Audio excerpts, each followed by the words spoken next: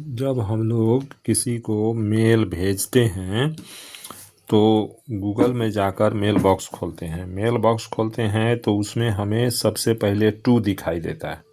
To के नीचे subject है और सब्जेक्ट के नीचे कंपोज है। तो जैसे हम लोग पुराने ज़माने में किसी को लेटर भेजते थे, चिट्ठी भेजते थे, तो उस समय हम लोगों को पाने वाला जो होता था उसका एड्रेस लिखा जाता था टू के सामने। सब्जेक्ट अगर कोई एप्लीकेशन देते हैं तो उसमें सब्जेक्ट लिखा जाता है ना, जो सब्जेक्ट रहता है विषय वस्तु वो लिखा जाता है।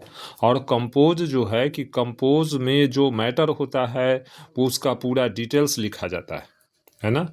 तो जैसे मान लीजिए कि टू द प्रिंसिपल, तो टू में जो है कि हम प्रिंसिपल के पास कोई एप्लीकेशन दे रहे हैं, कोई मैसेज दे रहे हैं, तो to the principal, to the manager ये सब लिखाएगा।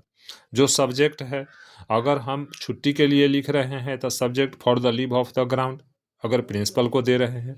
अगर मैनेजर को दे रहे हैं छुट्टी के लिए तो उसमें भी लिखेंगे for leave of the ground.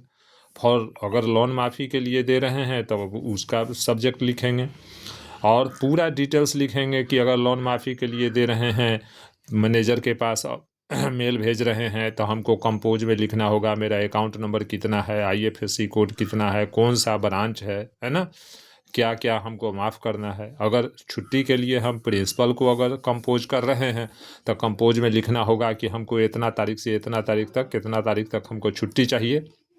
वो छुट्टी का पूरा डिटेल्स रहता है ना, कि इतना तारीख से अमुक काम के लिए हमको इतना तारीख से इतना तारीख तक छुट्टी चाहिए, है ना।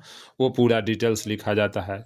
डिटेल्स लिखने के बाद अब जैसे टू है तो टू पर जो पाने वाला व्यक्ति है, जिसको मेल जाना है, उस व्यक्ति का ईमेल आईडी हम लोग टू की जगह लिखेंगे। सब्जेक्ट में सब्जेक्ट लिख देंगे, कंपोज में पूरा मैटर डिटेल्स लिख करके। और तब उसके बाद जो है कि यहाँ दो साइन दिख रहा है, एक ये गोला वाला साइन है गोल गोल, और दूसरा ये एरो साइन है। एरो साइन पर जब क्लिक करेंगे तो हमारा मेल जो है जिसको भेजेंगे उसके पास चला जाएगा, है ना।